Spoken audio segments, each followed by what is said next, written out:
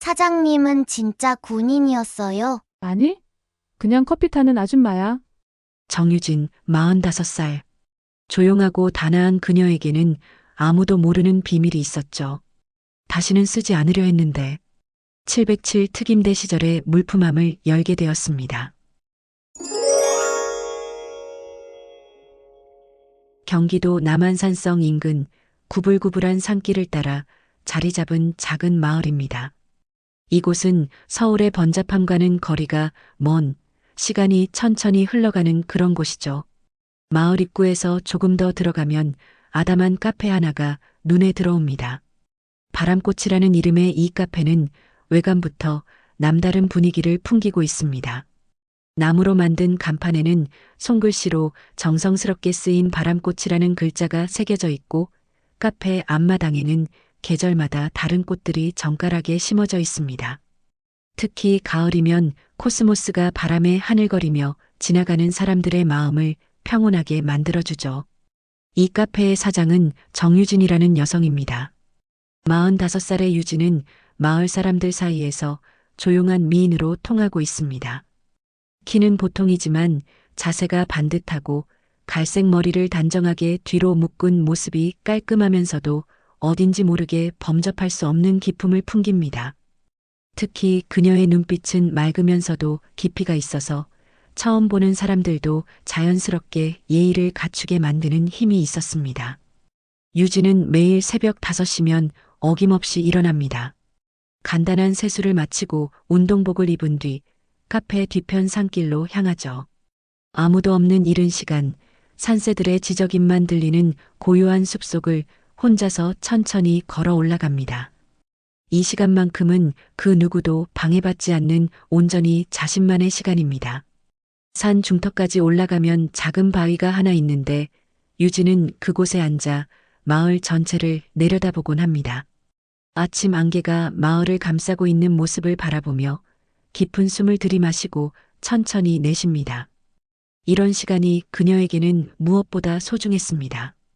마치 무언가를 다잡고 마음을 정리하는 시간인 것처럼 말이죠. 1시간 정도 산을 오른 뒤 다시 카페로 돌아온 유진은 하루 영업 준비를 시작합니다. 원두를 갈고 테이블을 닦고 화분에 물을 주는 모든 과정이 마치 의식처럼 정해진 순서대로 진행됩니다. 그녀의 손길이 닿는 모든 것들이 말끔하게 정리되고 카페 안은 언제나 깔끔하고 따뜻한 분위기를 유지합니다. 마을 사람들은 유진을 좋아합니다. 무엇보다 그녀가 말수가 적고 조신한 태도를 보이기 때문이죠. 요즘 같은 세상에 저런 여자가 어디 있나라며 할머니들은 늘 유진을 칭찬하곤 했습니다. 손님들이 와서 떠들썩하게 이야기를 나눠도 유진은 절대 끼어들지 않고 조용히 자신의 일만 합니다. 커피 맛도 일품이어서 한번 와본 사람들은 단골이 되기 일쑤였죠. 하지만 마을 사람들 중 누구도 유진의 과거에 대해서는 아는 사람이 없었습니다. 그녀가 언제부터 이 마을에 살았는지, 어디서 왔는지, 가족은 있는지 아무도 묻지 않았고 유진도 말하지 않았습니다. 다만 가끔 그녀의 표정에서 깊은 그림자 같은 것이 스치고 지나가는 것을 본 사람들은 저 사람에게도 사연이 있겠구나 하고 생각할 뿐이었습니다. 오늘도 유진은 변함없는 하루를 보내고 있습니다. 오후 햇살이 카페 창문을 통해 은은하게 들어오고 몇몇 단골 손님들이 조용히 차를 마시며 담소를 나누고 있습니다. 유진은 카운터 뒤에서 조용히 다음 손님을 기다리며 창밖을 바라보고 있었죠. 평온하고 고요한 일상이 흘러가고 있었습니다. 그런 평온한 오후, 카페 앞 조용한 마을길에 갑자기 낮은 엔진음이 울려 퍼지기 시작했습니다. 평소 이 마을에서는 들을 수 없었던 묵직하고 위압적인 소리였죠. 유진은 창밖을 바라보던 시선을 엔진음이 들려오는 방향으로 돌렸습니다. 마을 입구 쪽에서 검은색 차량 한 대가 천천히 다가오고 있었습니다. 그런데 그 뒤를 이어 똑같은 검은색 SUV 2대가 더 따라오고 있었죠. 세 대의 차량이 일렬로 늘어서서 카페 앞에 멈춰 섰습니다. 차량들은 모두 같은 색깔, 같은 크기여서 마치 누군가 의도적으로 준비한 것 같은 인상을 주었습니다. 카페 안에 있던 몇몇 손님들도 이상한 기운을 느꼈는지 창밖을 내다보기 시작했습니다. 이 작은 마을에서 저런 차량들을 한꺼번에 보는 것은 처음 있는 일이었거든요. 특히 번호판을 보니 모두 서울 지역이었습니다. 첫 번째 차에서 검은 정장을 입은 남자가 내렸습니다. 나이는 30 중반 정도로 보였고 선글라스를 끼고 있어서 표정을 정확히 알 수는 없었지만 분위기가 심상치 않았습니다. 그 뒤를 이어 두 번째, 세 번째 차에서도 비슷한 차림의 남자들이 내렸죠. 총 6명의 남자들이 카페 앞에 모여 섰습니다. 그들은 잠시 카페를 둘러보더니 서로 짧게 대화를 나눈 후 당당하게 카페 문을 열고 들어왔습니다. 카페 안의 분위기가 순식간에 얼어붙었죠. 평소 이곳을 찾는 손님들은 모두 마을 사람들이거나 조용한 관광객들이었는데 이들은 완전히 다른 부류의 사람들이었습니다. 선글라스를 낀 남자가 가장 먼저 입을 열었습니다. 여기 사장님이 계시나요? 목소리는 낮고 거칠었습니다. 유진은 카운터에서 조용히 그들을 바라보았습니다. 네, 제가 사장입니다. 그녀의 목소리는 평소와 다름없이 차분했습니다. 아, 그러시군요. 우리 커피 좀 주문하려고 하는데요. 남자는 선글라스를 벗으며 말했습니다. 그의 얼굴에는 여러 개의 상처 자국이 있었고 눈빛이 예사롭지 않았습니다. 아메리카노 6잔 주세요. 다른 남자들도 카페 안 곳곳에 자리를 잡고 앉았습니다. 그들이 앉자 카페 안의 다른 손님들은 불편함을 느꼈는지 하나둘 자리를 떠나기 시작했습니다. 평소 이곳의 평온한 분위기와는 전혀 맞지 않는 사람들이었거든요. 유진은 묵묵히 커피를 내리기 시작했습니다. 원두를 갈고 뜨거운 물을 부어 커피를 추출하는 과정에서도 그녀의 손은 전혀 떨리지 않았습니다. 오히려 평소보다 더 차분해 보이기까지 했죠. 사장님, 여기 혼자 하시는 거예요? 한 남자가 물었습니다. 네, 그렇습니다.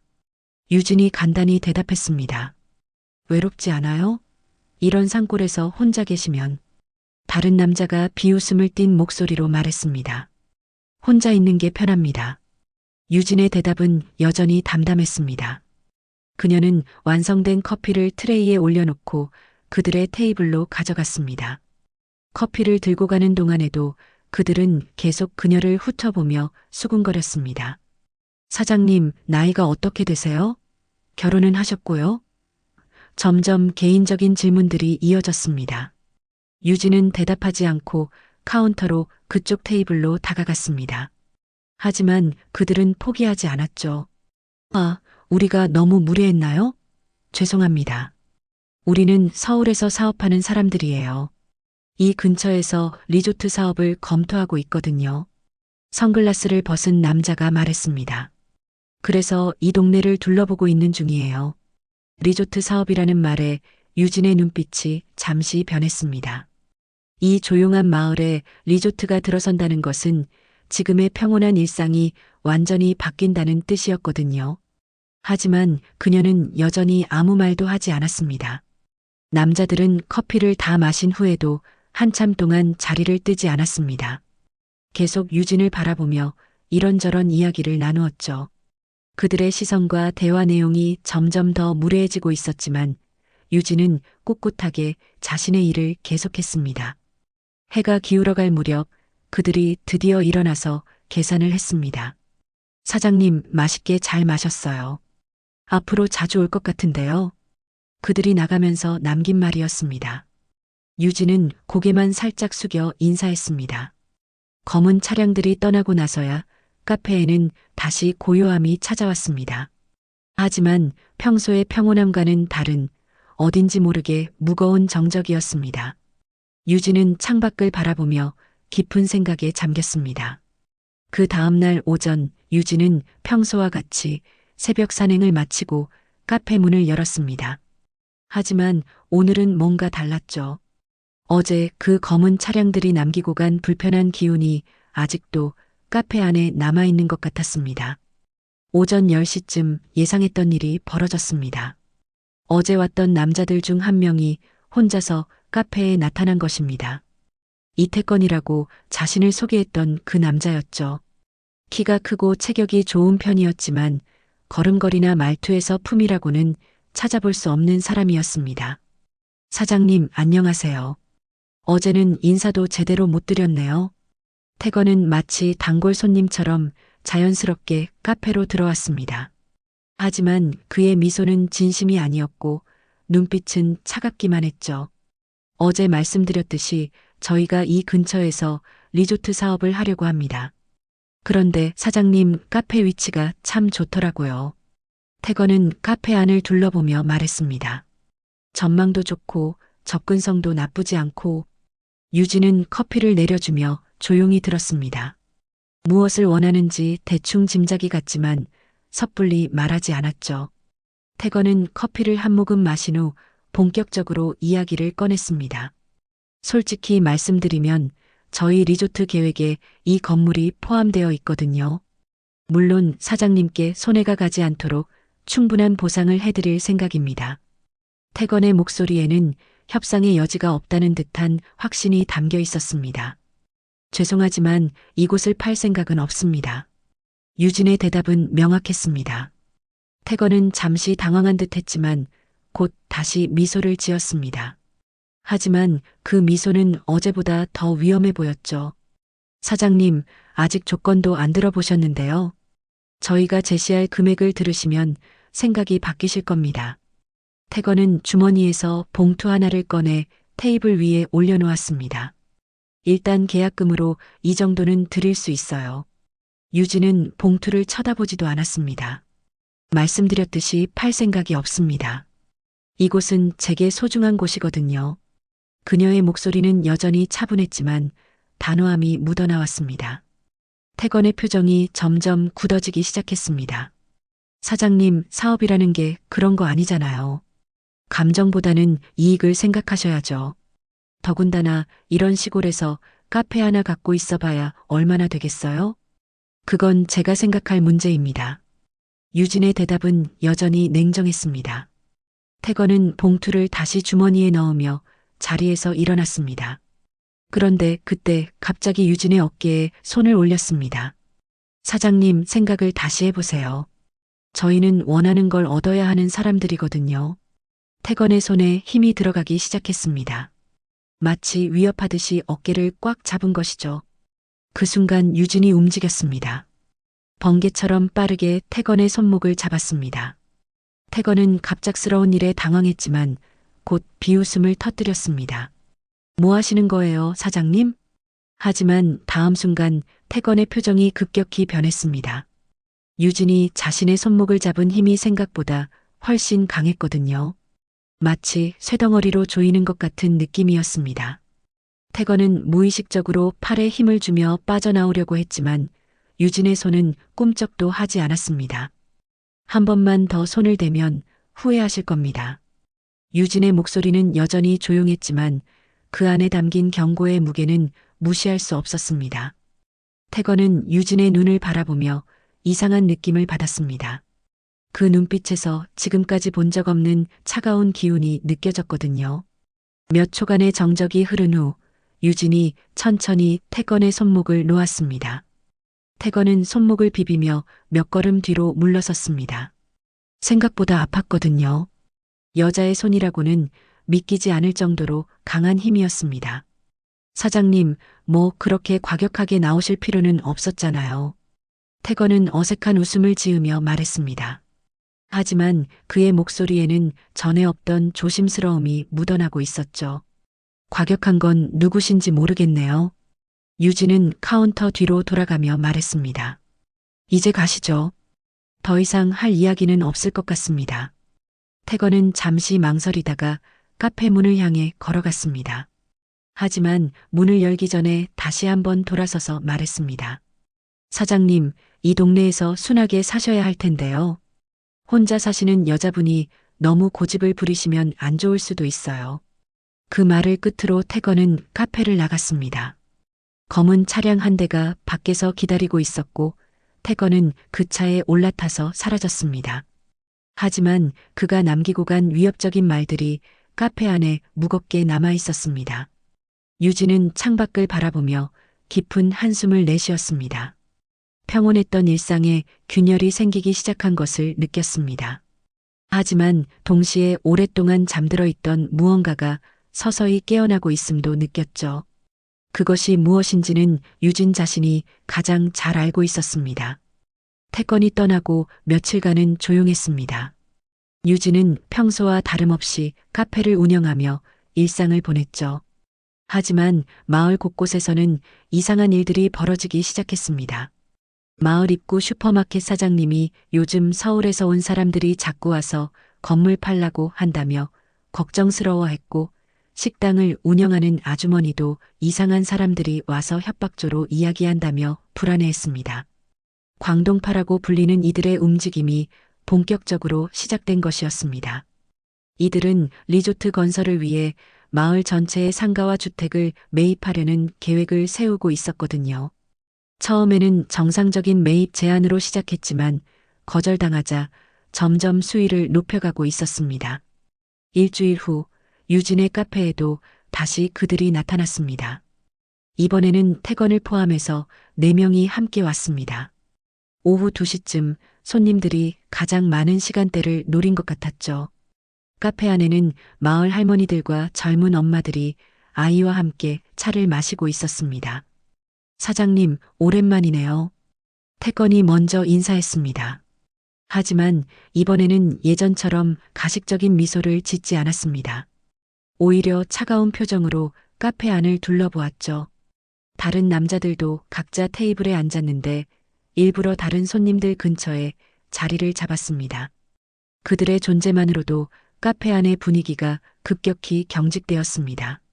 아이를 데리고 온 엄마는 불안한 기색을 보이며 아이를 더 가까이 끌어당겼고, 할머니들도 수군거리며 걱정스러운 표정을 지었습니다. 아메리카노 4잔 주세요. 태건이 주문했습니다. 유진은 묵묵히 커피를 내리기 시작했지만 긴장감이 고조되고 있다는 것을 느꼈습니다. 다른 손님들이 하나둘 자리를 떠나기 시작했거든요. 커피를 가져다주는 유진을 보며 태건이 말했습니다. 사장님, 그동안 생각해 보셨나요? 저희 제안 말이에요. 목소리가 예전보다 훨씬 날카로워져 있었습니다. 말씀드렸듯이 팔 생각이 없습니다. 유진의 대답도 단호했습니다. 그러자 태건과 함께 온 남자 중 하나가 갑자기 일어나서 카페 한쪽 벽에 걸린 액자를 만지기 시작했습니다. 야, 이거 좀 비싸 보이는데? 그 남자가 액자를 들어올리며 말했습니다.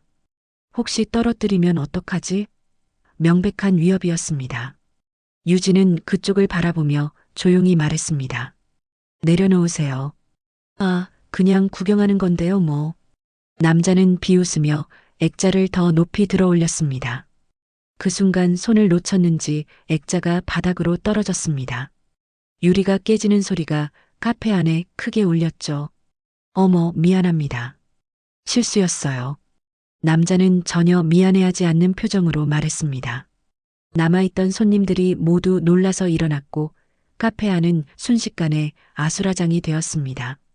태건이 일어나서 유진에게 다가왔습니다.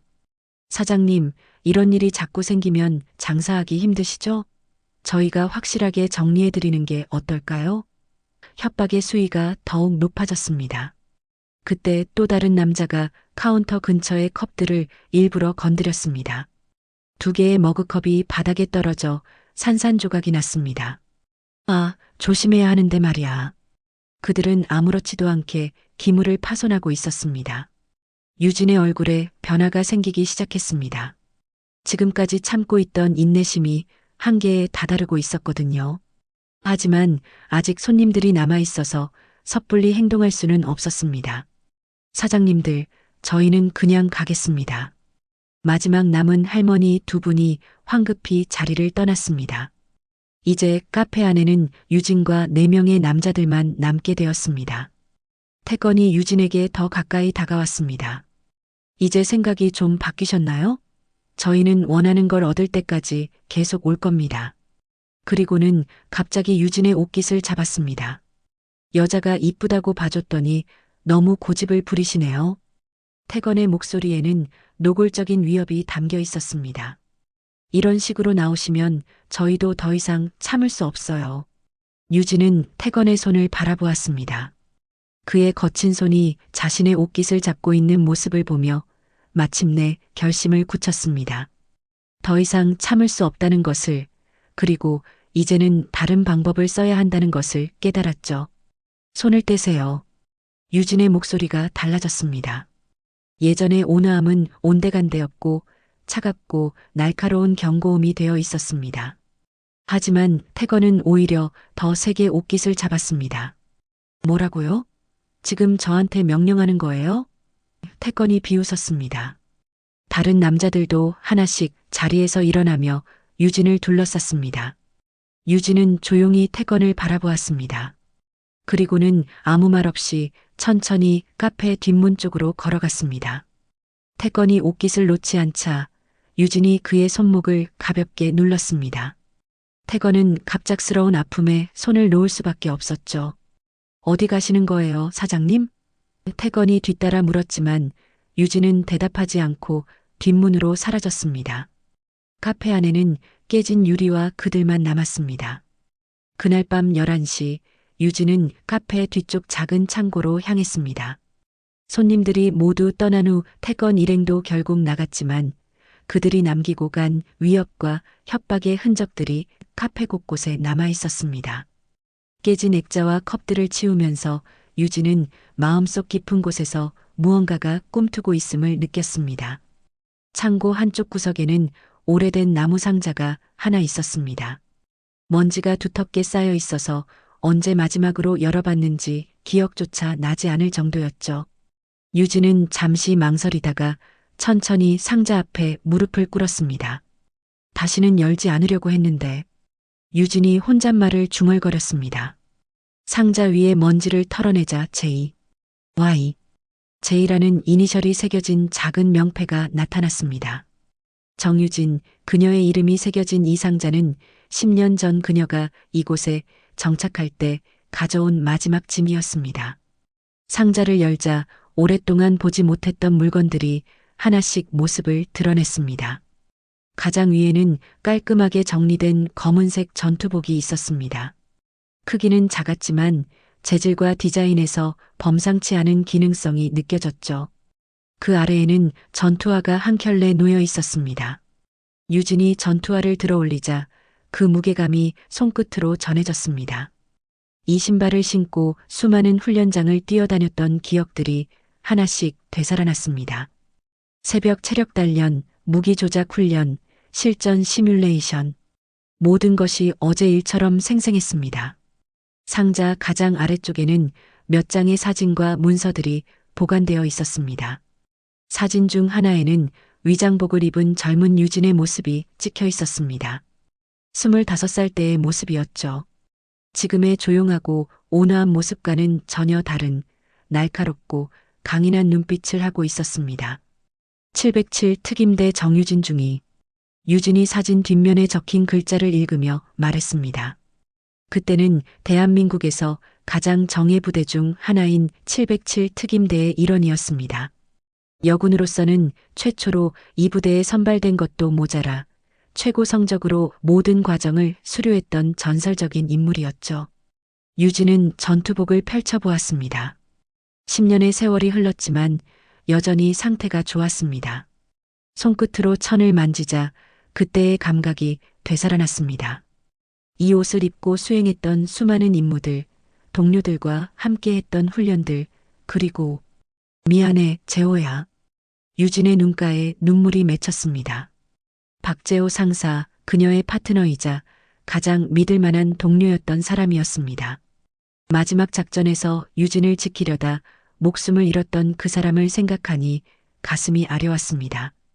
유진은 천천히 일상복을 벗고 전투복을 입기 시작했습니다. 몸에 딱 맞는 옷을 입자 잠들어 있던 근육들이 하나씩 깨어나는 느낌이었습니다. 전투화를 신고 끈을 조이는 순간 카페 사장 정유진이 아닌 707 특임대 정유진이 되돌아왔습니다. 거울을 보니 완전히 다른 사람이 되어 있었습니다. 평소의 온화한 표정은 온데간데없고 냉정하고 예리한 눈빛을 한 전사의 모습이었죠. 10년 동안 잠들어 있던 본능이 완전히 깨어난 것입니다. 유진은 창고를 나와 카페 뒤편 골목으로 향했습니다.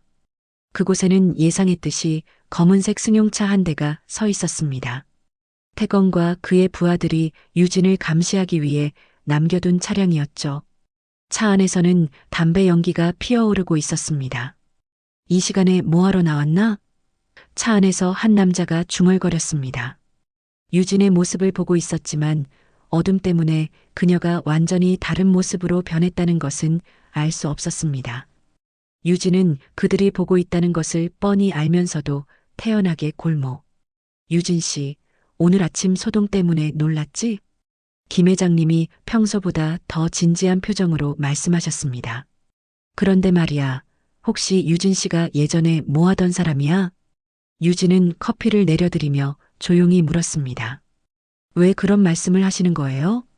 김 회장님은 잠시 망설이시더니 입을 여셨습니다. 사실 나도 젊었을 때 군대에 있었거든.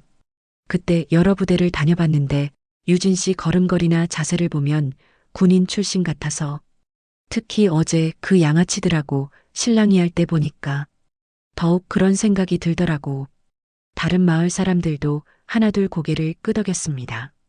사실 많은 사람들이 유진에 대해 궁금해하고 있었거든요.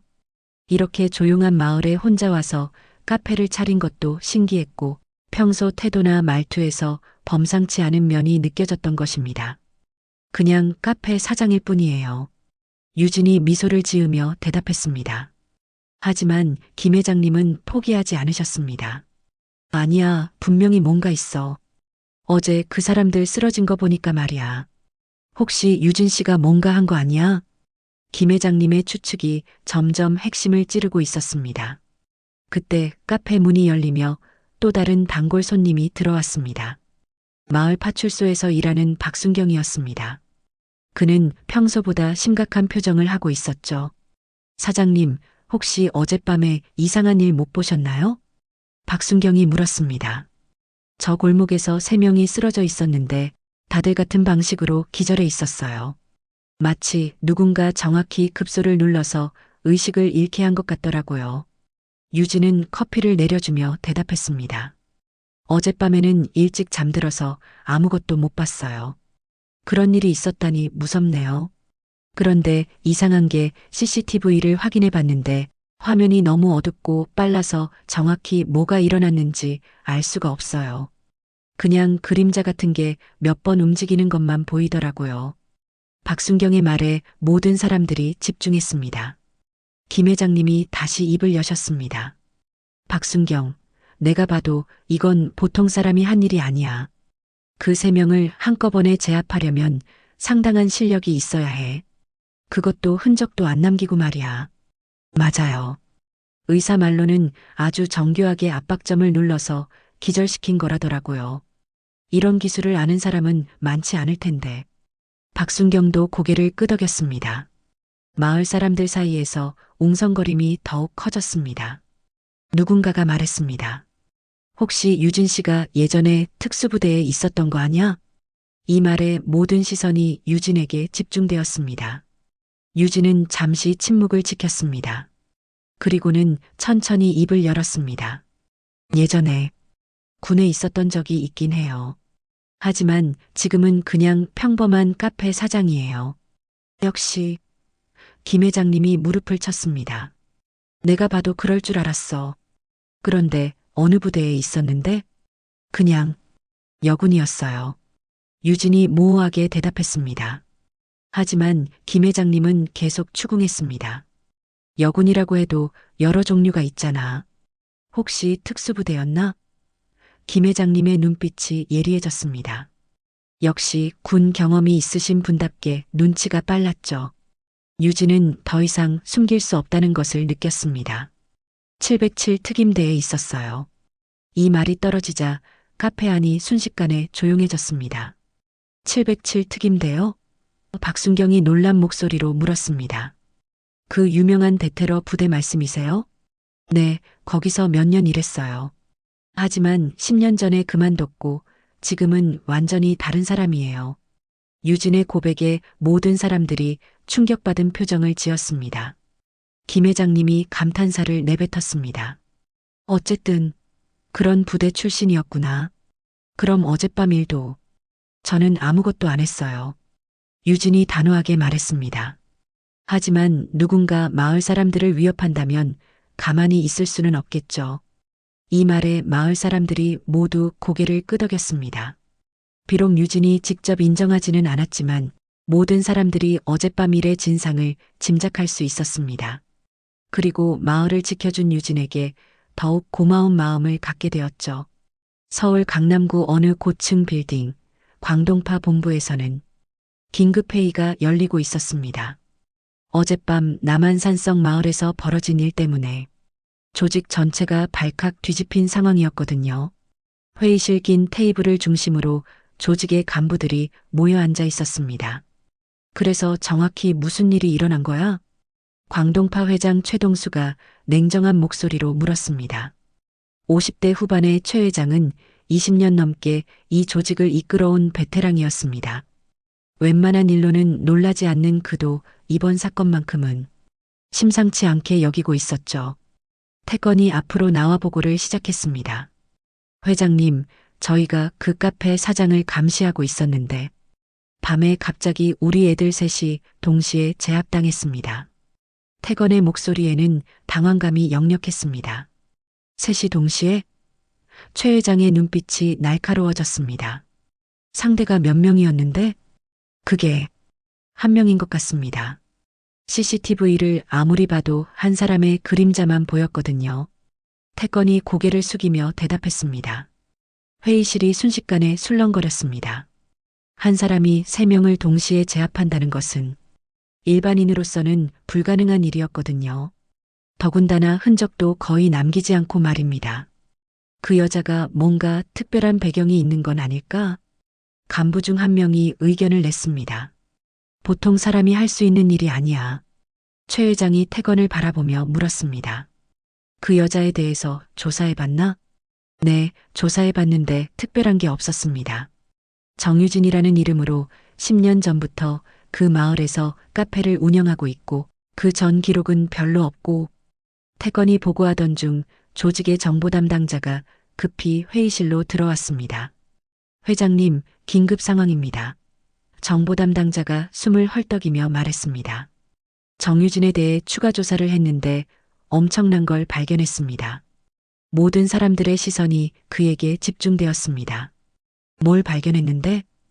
최 회장이 물었습니다. 정유진, 현재 45살.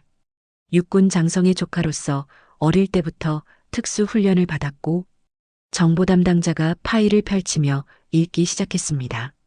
여군 최초로 707 특임대에 발탁되어 복무했습니다. 707 특임대? 최 회장의 표정이 급변했습니다. 그 707 특임대 말하는 거야? 네, 맞습니다. 대한민국 최고의 대테러 특수부대입니다. 그런데 더 놀라운 게 정보 담당자가 계속해서 읽었습니다. 정유진 중위는 부대 내에서도 최고 수준의 실력자였고 여러 차례 위험한 작전을 성공적으로 수행했습니다. 회의실 안이 조용해졌습니다. 707 특임대라는 이름만으로도 충분히 위협적이었는데 그 중에서도 최고 수준이었다니 상황이 완전히 달라진 것입니다. 그럼 10년 전에 왜 그만뒀는데? 최 회장이 물었습니다. 마지막 작전에서 파트너였던 박재호 상사가 사망했습니다. 그 후 정유진 중위는 자원에서 전역했고 그 이후로는 완전히 일반인으로 살아왔습니다. 정보 담당자의 설명이 끝나자 회의실은 완전한 침묵에 빠졌습니다. 최 회장이 깊은 한숨을 내쉬었습니다. 그럼 우리가 지금까지 상대한 게 707 특임대 출신이라는 얘기야? 네, 그렇습니다. 그리고 더 문제가 있습니다. 정보 담당자가 또 다른 파일을 꺼냈습니다. 정유진의 삼촌이 현직 육군 중장입니다. 군 수뇌부와 직접적인 연결고리가 있다는 뜻이죠. 이 말에 간부들이 모두 긴장한 표정을 지었습니다. 단순히 실력이 뛰어난 개인이 아니라 군 고위층과 연결된 인물이라는 것이 확인된 것입니다. 회장님, 이건 우리가 건드릴 수 없는 상대인 것 같습니다. 한 간부가 조심스럽게 말했습니다. 707 특임대 출신의 군 고위층 배경까지 있으면 최 회장이 손을 들어 모든 사람들을 조용히 시켰습니다. 그리고는 잠시 생각에 잠겼습니다. 20년 넘게 조직을 이끌어온 그의 경험으로 봐도 이번 상대는 함부로 건드릴 수 없는 존재였습니다. 그 여자의 작전 기록이나 훈련 영상 같은 건 없나? 최 회장이 물었습니다. 정보 담당자가 노트북을 열었습니다. 몇 개 구할 수 있었습니다. 훈련소에서 촬영된 영상인데 화면에 젊은 시절 유진의 모습이 나타났습니다. 영상 속 유진은 완전히 다른 사람이었습니다. 현재의 온화한 카페 사장이 아니라 냉정하고 정확하게 움직이는 완벽한 전사의 모습이었죠. 격투 훈련에서 남자 교관들을 제압하고 사격 훈련에서 완벽한 점수를 기록하는 모습이 담겨 있었습니다. 이런 실력자가 10년 동안 조용히 살고 있었다니. 한 간부가 중얼거렸습니다. 최 회장이 결정을 내렸습니다. 모든 활동을 중단한다. 그 마을에서 완전히 손을 뗀다. 하지만 회장님, 리조트 사업은 어떻게 하시겠습니까? 태권이 물었습니다. 다른 곳을 찾아라. 707 특임대 출신을 건드렸다가는 우리가 다 망할 수도 있어. 최 회장의 목소리는 단호했습니다. 특히 군 고위층과 연결된 사람이면 더더욱. 그날 저녁 유진은 카페 정리를 마치고 집으로 돌아가려던 중이었습니다. 그때 카페 앞에 검은색 세단 한 대가 조용히 멈춰 섰습니다. 하지만 이번에는 분위기가 달랐습니다. 차에서 내린 것은 최 회장이었습니다. 그는 혼자 카페로 들어와 유진 앞에 정중하게 고개를 숙였습니다. 정유진 씨, 죄송합니다. 저희가 잘못 판단했습니다. 최 회장의 사과는 진심이었습니다. 앞으로 이 마을에는 발도 들여놓지 않겠습니다. 유진은 조용히 최 회장을 바라보았습니다. 현명한 판단이십니다. 최 회장이 떠나고 며칠이 지났습니다. 마을에는 다시 평온이 찾아왔죠. 검은 차량들이 더 이상 나타나지 않았고 위협적인 남자들도 사라졌습니다. 마을 사람들은 안도의 한숨을 내쉬며 일상으로 돌아갔습니다. 유진은 깨진 액자와 컵들을 새 것으로 교체했습니다. 카페 안은 다시 예전의 따뜻하고 평화로운 분위기를 되찾았죠. 단골 손님들이 하나둘 돌아오기 시작했고 할머니들의 수다 소리와 아이들의 웃음소리가 다시 카페를 채웠습니다. 하지만 마을 사람들의 유진을 바라보는 시선은 조금 달라졌습니다.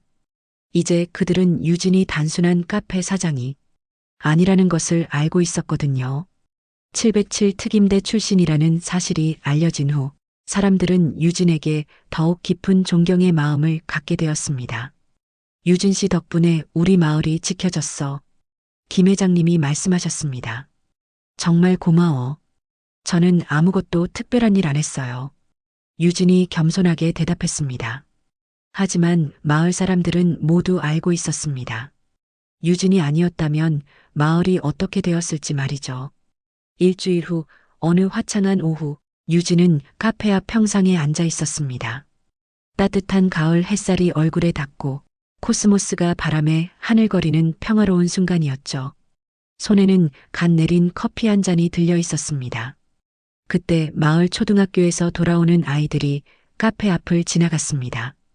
그중 한 아이가 유진을 보고 용기를 내어 다가왔습니다. 초등학교 3학년쯤 되어 보이는 남자아이였죠. 사장님, 아이가 밝은 목소리로 불렀습니다. 유진은 미소를 지으며 아이를 바라보았습니다. 왜 무슨 일이야? 아이는 잠시 망설이더니 조심스럽게 물었습니다. 사장님은 진짜 군인이었어요? 마을에서 어른들이 나누는 이야기를 들었던 모양이었습니다. 유진은 아이의 순수한 눈을 바라보며 부드럽게 대답했습니다. 예전에 잠깐 그런 일을 했었어. 와, 진짜요? 그럼 나쁜 사람들하고 싸우기도 했어요? 아이의 눈이 반짝거렸습니다. 호기심 가득한 표정이었죠. 가끔 그런 일도 있었어. 하지만 지금은 그냥 커피 만드는 아줌마야. 유진이 웃으며 말했습니다. 아이도 따라서 웃었습니다. 그럼 이제는 나쁜 사람들 안 무서워요? 아이가 또 다른 질문을 했습니다. 유진은 잠시 생각에 잠겼습니다. 그리고는 진심을 담아 대답했습니다. 무섭지 않아. 하지만 더 중요한 건 나쁜 사람들이 좋은 사람들을 괴롭히지 못하게 하는 거야. 아이가 고개를 끄덕였습니다. 사장님 멋있어요. 그리고는 친구들에게 달려가서 무언가 신나게 이야기하기 시작했습니다.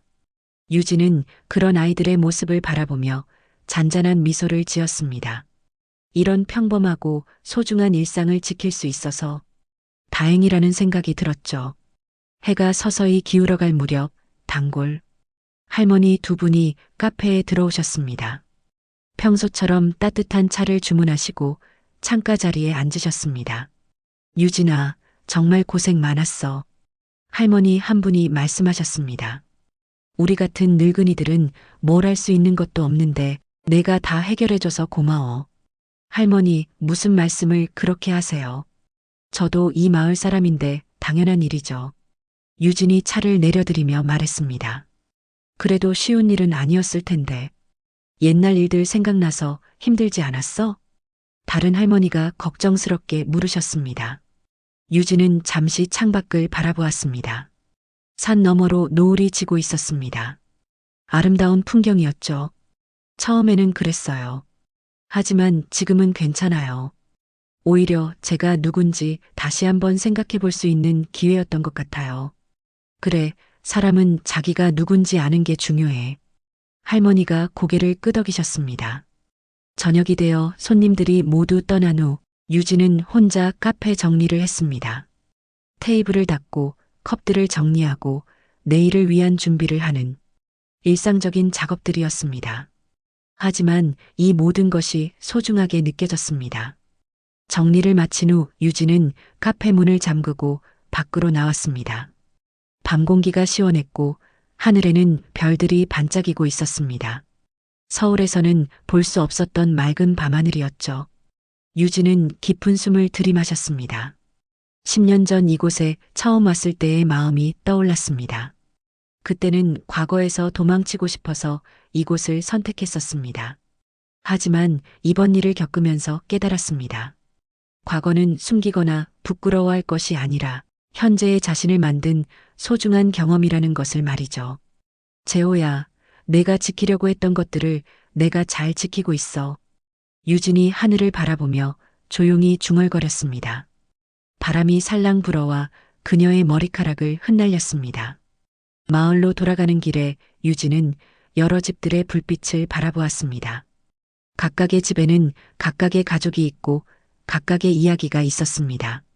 평범하지만 소중한 일상들이 그 안에서 이어지고 있었죠. 유진은 자신의 집에 도착해서 현관 앞에 잠시 멈춰 섰습니다. 그리고는 미소를 지었습니다. 이제 정말로 이곳이 자신의 집이라는 느낌이 들었거든요. 더 이상 과거에서 도망치는 곳이 아니라 현재를 살아가는 진짜 집이 된 것입니다. 집 안으로 들어간 유진은 창고에 보관해둔 상자를 다시 한번 바라보았습니다. 하지만 이제는 그 상자가 무겁게 느껴지지 않았습니다. 과거의 짐이 아니라 현재의 자신을 지탱해주는 힘이 되어주고 있었거든요. 다음 날 아침 유진은 언제나처럼 새벽 산행을 나섰습니다. 산길을 걸으며 마을을 내려다보니 모든 것이 평화로웠습니다. 바람꽃 카페도 마을 사람들의 집들도 모든 것이 제자리에서 조용히 새로운 하루를 맞이하고 있었습니다. 산 중턱 바위에 앉아 마을을 바라보는 유진의 얼굴에는 깊은 평화가 깃들어 있었습니다.